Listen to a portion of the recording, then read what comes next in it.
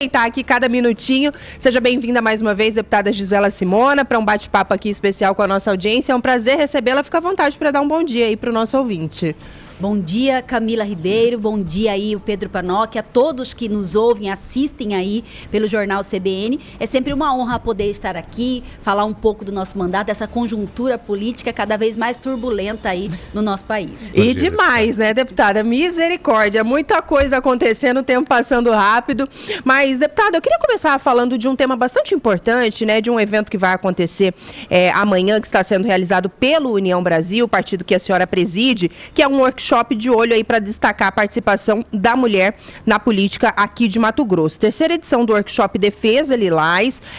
Eu queria que a senhora desse detalhes aí para nossa audiência, né, os temas que serão debatidos e a importância, mais uma vez, né, de falar desses assuntos que asseguram os mandatos para as mulheres, que asseguram essa participação. Eu já vi que a senhora está preocupada com algumas mudanças do novo Código Eleitoral. Então, fica à vontade para dar detalhes aí para a gente desse evento de amanhã. Exatamente. O União Brasil Mulher, ele realiza aí esse workshop, que é uma qualificação para as mulheres aí que gostam de política, aquelas que estão no mandato, sejam como prefeitas, vice-prefeitas, vereadoras, aquelas que já participaram da eleição ou têm vontade de participar. Pode entrar no nosso Instagram, Gisela Simona Oficial, lá tem o link do evento, né? Será ali no Hotel Deville, das 8 às 13 da manhã, e nós vamos estar capacitando para o mandato, falar um pouco dessa conjuntura das regras eleitorais, vamos falar um pouco do que uma vereadora, uma prefeita pode fazer para agregar ainda mais no seu mandato, para realmente ter resultados positivos, como que você lida hoje, por exemplo, com as redes sociais e o exercício da mandato, ou você quer divulgar o seu trabalho na sua comunidade, né, no seu bairro, como é que você faz isso de forma dentro da legalidade hoje nas redes sociais. Então vai ser um momento bacana de troca de experiências, um momento em que as mulheres vão poder também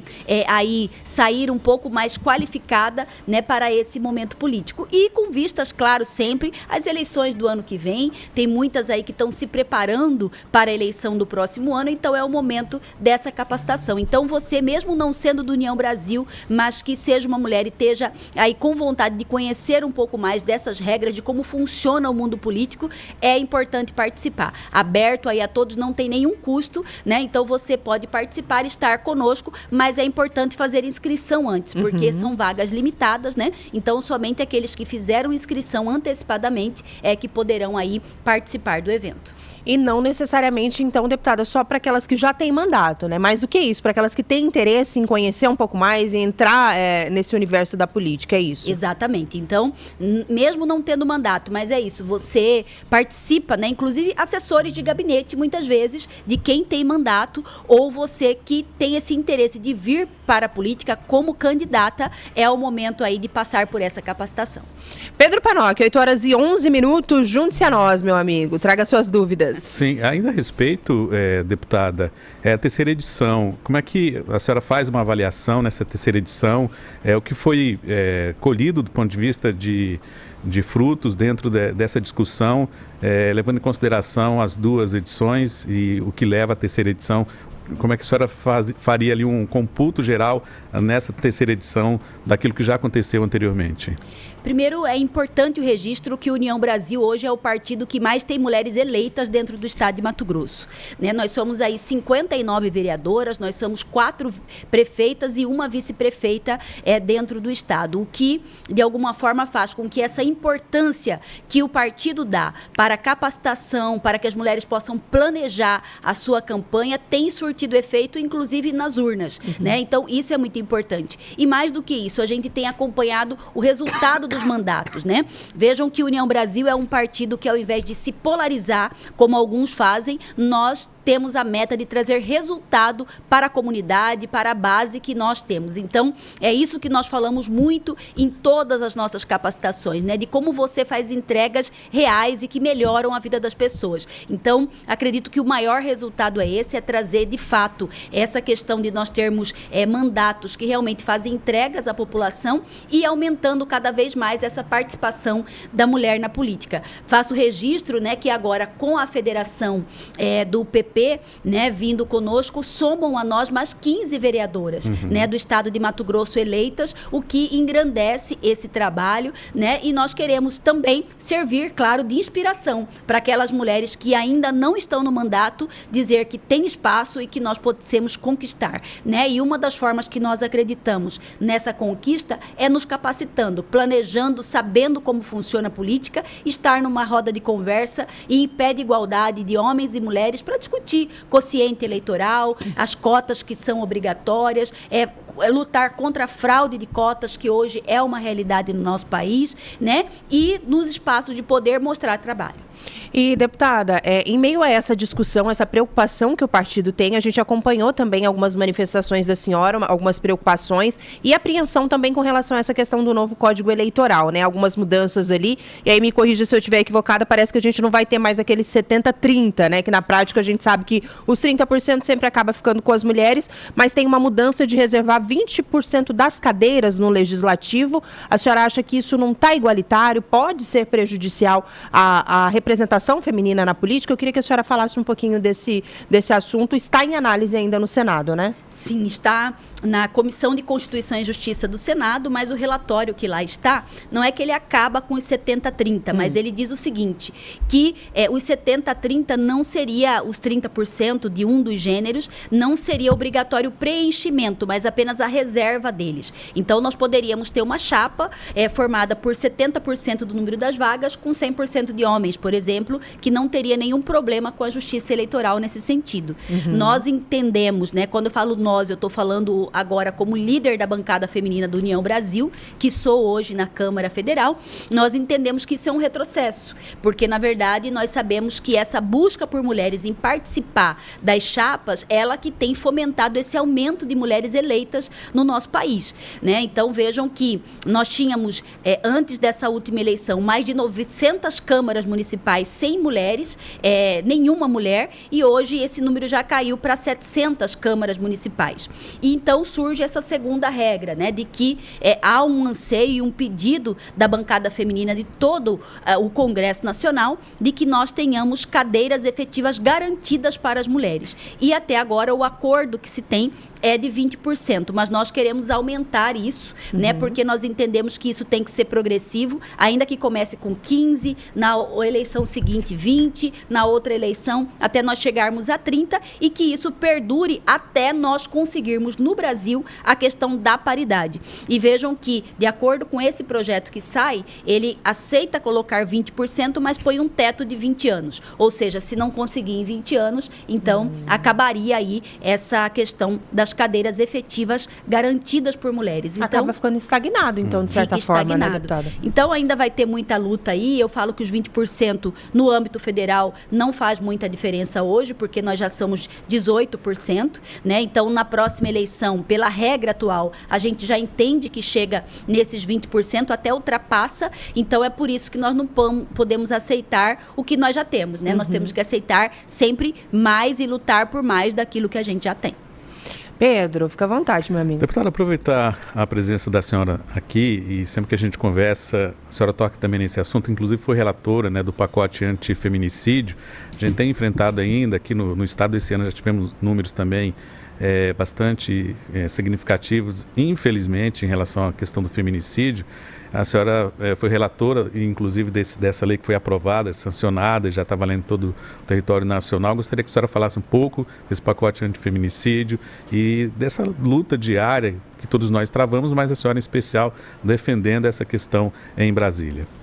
Sim, com certeza, Pedro, é um assunto que está sempre atual em razão, infelizmente, dos números aí que nós temos obtido no país, né? O Atlas da Violência foi publicado na última semana e vejam que continuam sendo alarmantes os casos de feminicídio. E algo que nós precisamos mudar aí, o discurso, inclusive, existem muitas leis, muitas pessoas, até a classe política, às vezes, falando que as leis são frouxas no que se refere a essa questão do feminicídio, mas não é uma verdade desde outubro de 2023. 2024, quando nós conseguimos fazer com que a pena do feminicídio hoje, ela é a maior do Código Penal brasileiro. Então, dentro daquilo que é permitido no Brasil, hoje nós temos uma pena de até 40 anos para o feminicida. Nós temos uma situação de que, é claro que nós não queríamos que tivesse em hipótese alguma progressão de regime, mas no caso do feminicida, ele só vai ter direito à progressão após cumprir 55% dessa pena, o que é algo inédito considerando os outros crimes dentro do ordenamento jurídico brasileiro. Então, é por isso sim que tenho muita honra de ter sido relatora do pacote antifeminicídio, porque é uma das formas, né, não é a única, mas é uma das formas de nós diminuirmos aí o feminicídio no país, que é diminuir a impunidade de quem comete esse crime. Mesmo diante dessa situação da lei, e que é positiva, a gente vê esses números. O que a senhora poderia comentar que leva ainda à manutenção desses números, infelizmente, deputada? E casos estarrecedores, né, Pedro? Só para né, emendar, né? Nossa, é muito cruel, né, o que a gente tem assistido, deputada. Então, isso eu penso, né, que é fruto muito dessa cultura machista que nós ainda temos no nosso país. Existe uma questão cultural em cima disso e há uma necessidade de compreensão da sociedade que essa não é uma pauta das mulheres, mas é uma pauta de toda a sociedade brasileira e que nós precisamos sim fazer essa discussão de uma forma mais ampla, né? Eu tive a oportunidade de ser palestrante no curso que é o papo da Polícia Civil, que é o papo de homem para homem que acontece com aqueles agressores de violência doméstica, e percebi muito claro que se eles tivessem conhecimento da dureza das regras, do que é realmente a violência contra a mulher, muitos não estariam naquele espaço. Então eu vejo que é o momento da sociedade fazer uma discussão ampliada, né, inclusive com propagandas mesmo na TV, no rádio, no jornal, massificando o que é a violência. Tem que ser um assunto nas escolas, tem que ser um assunto nas famílias, né? E nós, mulheres, na educação das nossas crianças, já não podemos fazer essa diferença de tratamento entre homem e mulher. Somos iguais, precisamos desse tratamento igualitário para que na fase adulta não se ache que a mulher é uma propriedade, é um objeto do homem, não tem condições de ter decisões próprias ou tomar decisões próprias. 8h20, deputada Gisela Simona está conosco aqui. Eu ainda quero falar de dois assuntos rapidinho antes dela seguir para as outras atividades, deputada, em relação a essa questão do escândalo rombo aí no INSS, né? Nós temos ali, a senhora assinou CPI, CPMI, como é que está o clima no Congresso, né? Como é que a senhora recebeu também todo esse daí, que parece ser um dos grandes escândalos, né, de corrupção dos últimos anos no governo federal? Exatamente, Camila, muito grave essa situação. Acredito sim que é um dos maiores escândalos de corrupção da história do nosso país e envolvendo as pessoas mais vulneráveis, né? Nós estamos falando aí de pessoas idosas, de pessoas com deficiência, né, que recebem seus benefícios, suas aposentadorias e que tiveram aí descontos indevidos, ou seja, até mesmo sem autorização dessas associações. E aproveito esse espaço e essa audiência do Jornal CBN para dizer a cada um dos aposentados, né, ou você que é filho aí, tem um pai, um avô que recebe aposentadoria, é muito importante você verificar o holerite, porque nós sabemos que não tem esse hábito de ver se ainda continua sendo descontado algum valor da sua aposentadoria, né, sem autorização. E mais do que isso, algo que nós já dizíamos, inclusive quando nós estávamos lá no Procon, onde nós formalizamos algumas reclamações aí para todos, no sentido de empréstimos consignados, indevidos também, que são descontados aí da população, e que aproveito para dizer que apresentei um projeto de lei para que descontos como esse, na verdade, sejam devolvidos e devolvidos em dobro para o cidadão, e que os empréstimos consignados, por exemplo, feitos sem autorização do consumidor, que seja considerado amostra grátis. É uma situação que hoje já está no artigo 39 do Código de Defesa do Consumidor, como regra geral, no sentido de que quando você recebe algo sem ter solicitado, isso é amostra grátis. E nós precisamos estender isso aos consignados, porque fazendo isso, certamente nós teremos aí as instituições financeiras tomando mais cautela, mais cuidado na hora de fazer um crédito sem sua autorização na sua conta bancária. Agora, deputada, a gente acompanhou recentemente, agora há pouco passou no Repórter CBN, que a base do governo já se articula no sentido de assumir a frente dessa CPMI, que seria a diretoria, algo nesse sentido, né? A gente caminha para ter aquilo que a gente costuma dizer, e eu não quero que isso acabe, mas pelo menos aparece que vai acabar em pizza. A gente caminha para isso, tendo lá uma relatora, uma diretora, inclusive já mencionada, Tabata Amaral, que seria a escolhida para fazer essa diretoria por parte da base do governo. Como é que a senhora analisa isso? A gente caminha para, de fato, não andar a CPMI? Então, vejam que a primeira angústia nossa era você, na verdade, conseguir primeiro as assinaturas, o que, com louvor, a Câmara conseguiu a CPI primeiro, e depois Câmara e Senado juntos conseguiram as assinaturas da CPMI, né? E existe uma pressão muito forte para que os presidentes das casas realmente façam a instalação oficial dessas comissões. O governo já sentindo aí que perde nessa pressão, até porque precisa também dar uma resposta para esse público, essa população brasileira, seja aquela diretamente atingida, seja todos que estão horrorizados com essa situação, e começa a colocar aí gente da sua base para poder formar. O que eu vejo que na verdade, essa questão, esse sentimento de pizza pode não acontecer porque nós temos aí, primeiro, mais de uma gestão presidencial envolvida nesse caso. Nós temos o fato acontecer, começou em gestões anteriores e se propagou até agora, né? E como tudo acontece na Câmara, você pode mudar, às vezes, a questão da presidência, mas você não muda todo o conjunto. Então, nós temos hoje uma Câmara de Deputados e um Senado bastante heterogêneo em termos de posições, e o que para nós é importante nesse momento é que seja instalada a CPMI. E com relação a isso, eu acredito que cada um de nós, no papel que nós temos de fiscalizar, no papel que nós temos de impor aí que não vire em pizza, vamos ter que fazer o nosso papel lá dentro para que realmente saia algo que é o que a população espera, que é resultado. Resultado de apuração reais dos fatos, de responsabilização, e que eu particularmente tenho lutado na Câmara para que a gente tenha indenização e compensação dos danos que os cidadãos tiveram. Pedro, eu vou pedir para você reproduzir rapidinho, é um áudio bem curtinho do Adão, acho que até pelo histórico, pela experiência da deputada ali à frente do PROCON, ele tem uma dúvida ainda com relação a essa situação das fraudes do INSS. Podemos acompanhar? É o Adão. A pergunta a maioria dessas vítimas, né? A maioria deles são pessoas bastante humildes, e não sabe, muitas das vezes nem sabe se tem lerite, porque o dinheiro vem direto para o banco. O que eles fazem para verificar essa situação do olerite? Tá aí, deputado, o Adão, alguma orientação, né, para essas pessoas nesse momento? Sim, vejam que claro que nós tivemos aí o novo diretor do INSS já de plano se assumindo o compromisso de fazer aí a qualquer desconto, proibir qualquer desconto nos aposentados, mas nós temos que conferir. Hoje, o olerite, você consegue aí, via o site do INSS, você consegue ver o extrato do seu pagamento. Então, é muito importante aí, por isso, eu fiz o alerta aqui.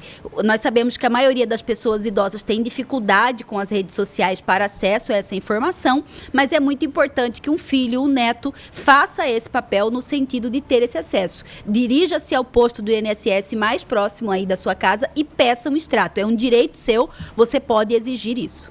Deputada, só antes de finalizar, sabemos aí da agenda corrida, mas eu não posso deixar de perguntar também nessa reta final. Federação, União Brasil, PP, a senhora presidindo o partido aqui na capital, né? Como é que estão essas discussões? Tem muita coisa para ser acertada já com relação à disputa eleitoral do próximo ano, né? Governador, candidato ao Senado, Jaime vem ou não candidato ao governo. Como é que está esse processo todo? A senhora viu com bons olhos, né, essa definição ali nacional em relação à federação? O que é que a senhora pode adiantar do que é que está sendo debatido nos bastidores por aqui? A gente gosta de um fuxico, né, Pedro? De uma fofoca. O que pode compartilhar por aqui? Vai dar para organizar essa galera toda?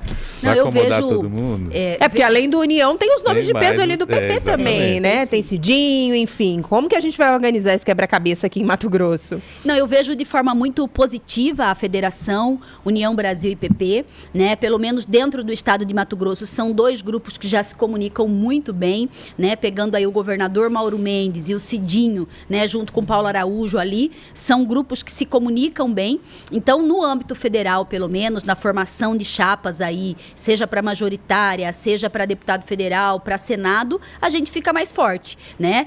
Também a chapa para estadual, se realmente concluir que esse aumento de vagas, né? A gente sabe que parece que fica mais fácil ganhar uma eleição, mas na verdade, para quem faz parte da organização partidária, é mais difícil você conseguir mais gente com voto para participar das chapas, né? Então, é um grupo que se torna forte. Vejam que é a maior formação partidária hoje dentro do país. Nós passamos a ser 109 deputados federais lá em Brasília, o que faz com que a gente consiga mais força para pautar projetos que são de autoria, de relatoria, de quem é do União, de quem é do PP, fazendo com que a gente consiga dar mais entregas à população brasileira, o que é muito importante, né, que é esse resultado para a população. E aqui dentro do estado, nós estamos ainda pendente de uma reunião para que a gente possa definir quem serão os nossos nomes oficialmente, né? Tem essa decisão pessoal do senador Jaime Campos, né, que precisa aí nos direcionar qual é a sua vontade no sentido se vem para a reeleição como senador, se vem para governo ou não, né? E aí nós temos tudo isso para discutir internamente, o que ainda vai, né, gerar muito pano para manga, como diz o cuiabano aí, para a gente poder ter uma decisão. Muito bem, deputada, queria agradecer a participação da senhora. Tem outros assuntos aqui que a gente quer tratar. Volte mais vezes para conversar conosco. Sempre que estiver aqui na capital é muito bem-vinda por aqui, né, Pedro? Tem muito assunto, tem ouvinte aqui que eu deixei ainda sem resposta, mas a gente vai seguir aqui conversando. A deputada já esteve aqui com as meninas, né, no Entre Elas. Vamos ficar fazendo essa dobradinha aqui para que a gente possa levar um pouco do trabalho prestado, né, para a população, mas também dar esclarecimentos e respostas em relação a esses temas importantes que vêm sendo debatidos aí no país e aqui no nosso estado. Lembrando que detalhes do workshop tem lá no Instagram da deputada Gisela, né? Exatamente. Quero aqui finalizar, na verdade, primeiro agradecendo ao Jornal CBN, aqui a Camila, ao Pedro, pela possibilidade de nós falarmos um pouco aí dos nossos posicionamentos, né? Lá em Brasília, aqui no estado de Mato Grosso. Mais uma vez, esse convite para que você possa participar e entre lá no nosso Instagram, Gisela Simona Oficial, seja para você fazer a sua inscrição aí para o workshop, seja para que você possa conhecer um pouco mais aí do nosso trabalho lá em Brasília, aqui no estado de Mato Grosso. Obrigada, deputada. A gente vai para o repórter, Pedro. Vamos fazer uma pausa para acompanhar as principais notícias do país e do mundo. Daqui a pouquinho a gente está de volta.